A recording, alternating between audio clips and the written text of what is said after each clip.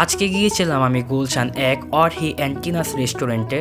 আর এটা হচ্ছে আউটডোর, যেখানে আপনারা খোলামেলা পরিবেশে খেতে পারবেন এবং আড্ডা দিতে পারবেন। চলেন ভিতরে দেখি ইনডোরটা কেমন। ভিতরে ঢুকেই চোখে পড়লো হাতের ডান পাশে ladies outfit, I don't know sale দেওয়ার জন্য নাকি। আর ওইদিকে ভিডিও অথবা ছবি তোলার পারমিশন নেই, তাই আর যায়নি।